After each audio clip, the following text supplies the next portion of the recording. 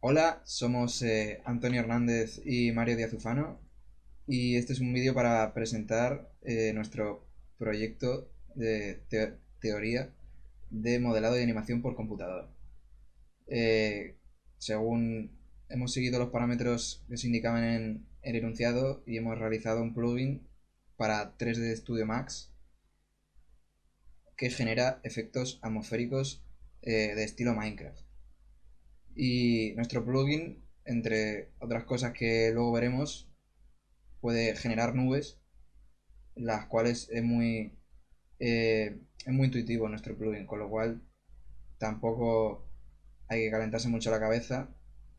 Puedes elegir el lugar de origen de la nube, bueno, de las nubes, el tamaño, se pueden variar todos estos parámetros, el color, en este caso vamos a crear unas nubes un poco grises, y la cantidad. Hemos puesto un tope de 5 porque nuestro plugin, ahora le voy a dar a crear, eh, nuestro plugin está pensado para generar cúmulos nubosos, con lo cual hemos pensado que es más útil que sea utilizado de manera que genere nubes aleatorias con un color deseado para que los colores, o sea, perdón, para que las nubes sean más realistas. Como se puede ver, pues aquí estamos generando nubes aleatorias con el color deseado, dándole a este botón. Se van creando las nubes siguiendo más o menos un área.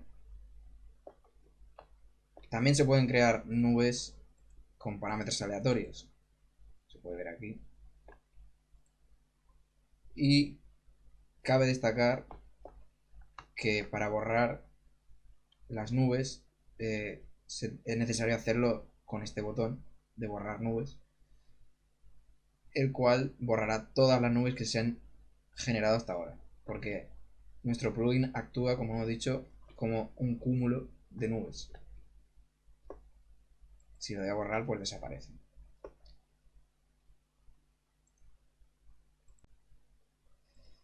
Y siguiendo con el plugin tenemos la lluvia. Como hemos comentado, para crear lluvia primero es necesario haber creado nubes, con lo cual vamos a crear unas pequeñas nubes por aquí. Y la lluvia, como las nubes, se pueden crear con parámetros aleatorios y con parámetros aleatorios pero con el color deseado. Eh, a la hora de crear la lluvia se puede elegir la intensidad del viewport, que básicamente es cuántas gotas el usuario verá en la escena, que no tiene por qué ser las mismas que luego se vayan a renderizar. Porque si, por ejemplo, el usuario tiene un PC no de una gama no muy alta, a lo mejor si ve muchas gotas en la escena tendría problemas a la hora de utilizar el programa. Por lo cual hemos considerado que eso es una buena opción para poner. Eh, este, los parámetros para todas las precipitaciones, o sea, para la nieve y para la ventisca, son básicamente los mismos. Siguiendo con la lluvia, tenemos el tamaño de la gota, que oscila entre 1 y 10. Yo recomiendo usar un 3, un 4, porque más ya es un poco excesivo. La velocidad de caída es la distancia que recorre en un frame cada gota.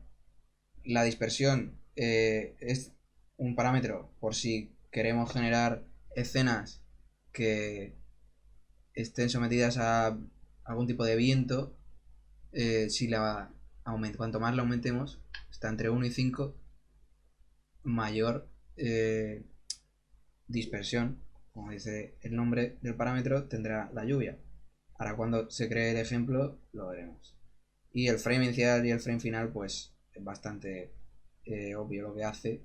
Frame inicial donde empieza la lluvia y el frame final donde acaba la lluvia. Luego aquí se puede seleccionar el color de la lluvia.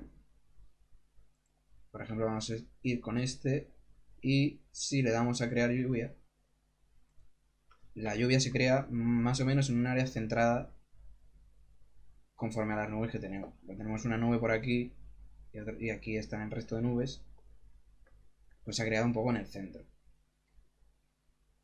Y también pues se suele crear en el centro más o menos de la longitud del eje Z de las nubes. Vamos a comprobar qué tal nos ha salido esta lluvia. Y pues aquí se puede ver que está bastante bien. Si le bajamos la dispersión, vamos a probar a 1 y la borramos, porque así hay que crear otra nueva. Como hemos cambiado parámetros, ahora va a ser una lluvia más normal, como si tuviera menos viento. Aquí se puede ver bien cómo se crea. Si la volvemos a borrar, recordad que siempre hay que borrar los objetos de la escena con el botón que incluye plugin para que no haya ningún tipo de problema. Y podemos crear la lluvia con parámetros aleatorios y color deseado. Aquí se puede ver cómo se crea lluvia bastante distinta a la que hemos seleccionado antes. Y también se puede crear lluvia aleatoria directamente. Que aquí ya, bueno, es un poco cualquier cosa. Vamos a seguir ahora con la nieve, que son, como ya he dicho antes, los mismos parámetros. O sea, tamaño del copo en este caso, velocidad de caída, dispersión, frame inicial, frame final y color. Vamos a ir con una nieve aleatoria con el color deseado, a ver qué tal. Y pues tenemos esto. Si la borramos y probamos otra, pues tenemos una nieve distinta. Es aleatoria. Con respecto al color de la lluvia, de la nieve y de la ventisca, no se va a ver en la escena. Solo se puede apreciar cuando se renderiza. Pero bueno.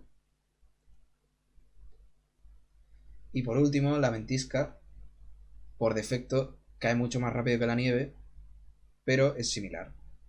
Vamos a probar aquí poniendo parámetros. Por ejemplo, 267, intensidad de render 300. El tamaño de copo vamos a poner 3 por probar.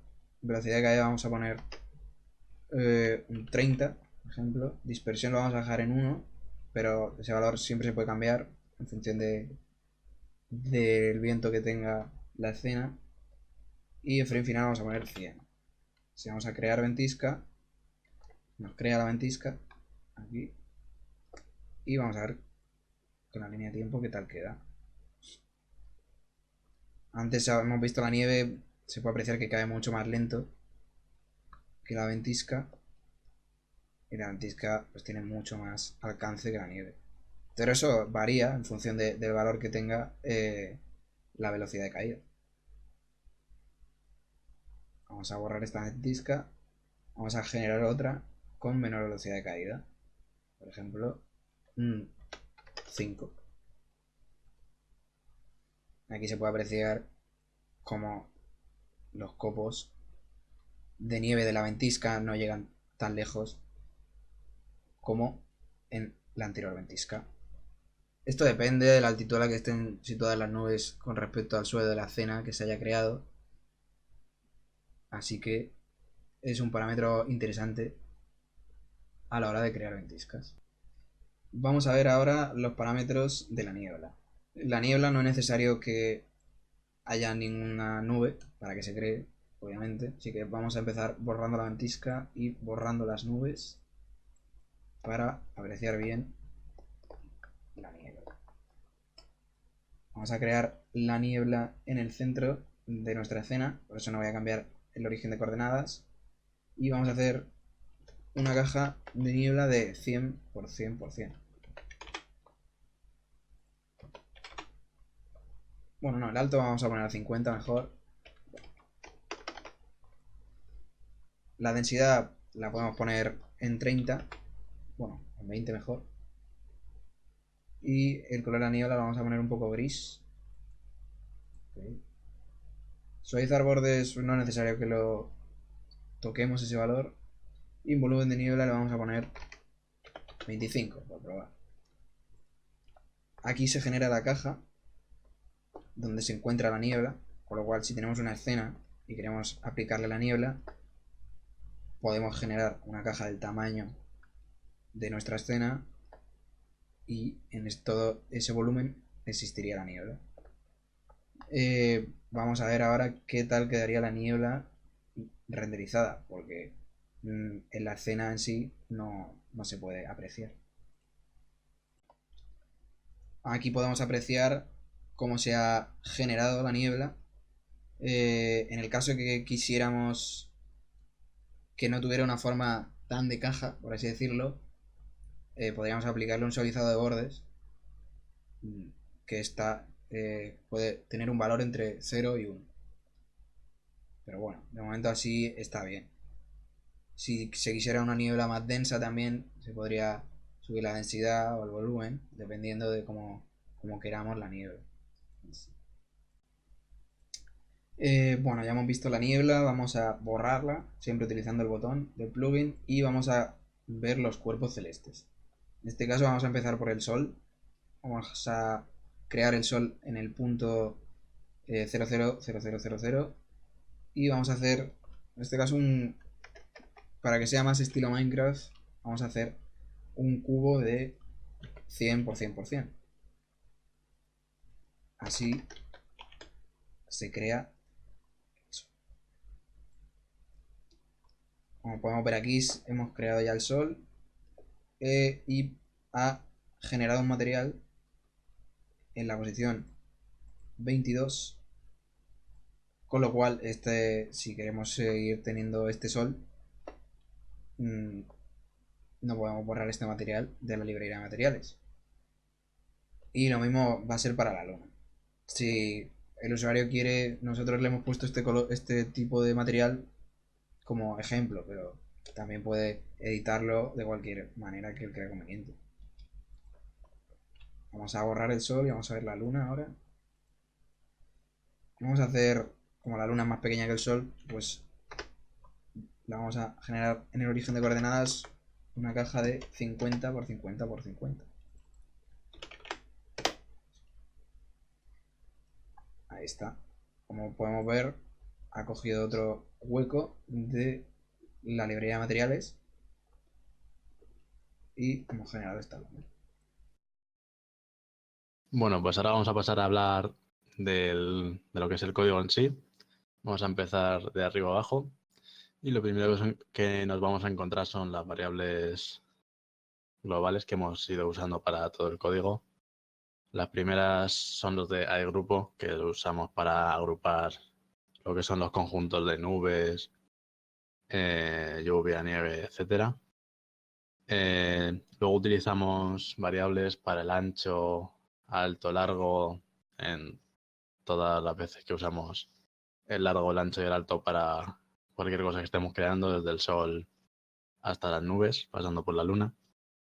Debajo nos encontramos con el centro, que es las que utilizamos para ver dónde creamos las cosas, el punto de origen de las nubes o del sol, lo que estemos creando en ese momento. Más abajo son variables para el color. Ahí hemos definido unos colores iniciales, pero como ya hemos visto, estos colores los podemos cambiar desde la interfaz. Y si bajamos un poco, ahora vamos a ver las variables exclusivas de cada cosa, de la lluvia, de la ventisca, de la nieve. Como ha comentado antes mi compañero Tony, en la interfaz son todas muy similares, todas las precipitaciones. En cambio, la niebla sí que tiene unas variables distintas, pero bueno, esto ya lo ha comentado mi compañero antes. Así que ahora vamos a pasar a hablar de las funciones. En las funciones de agrupar son todas exactamente igual, simplemente lo que hacemos es creamos, cada vez que se crean, como puede ser una nube o varios grupos de nubes, o creamos lluvia o nieve, lo metemos en un grupo. De esta forma, cuando queremos borrarlo, si están agrupadas, el botón de borrar es efectivamente borra el grupo que hayamos creado. Luego tenemos las variables de borrar, que son todas muy similares. Simplemente al darle a borrar, borra el grupo que haya creado y pone su variable a falso.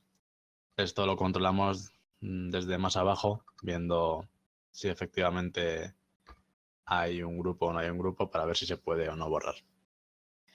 Luego tenemos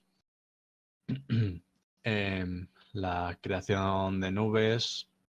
Tenemos creación de nubes aleatorias y creación de nubes aleatorias con el color deseado. Son todas exactamente igual, simplemente hay nubes. En crear nubes creamos con los datos que le hayamos metido a través de la interfaz.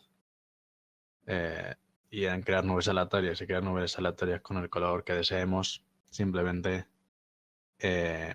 metemos en las variables valores aleatorios entre un rango.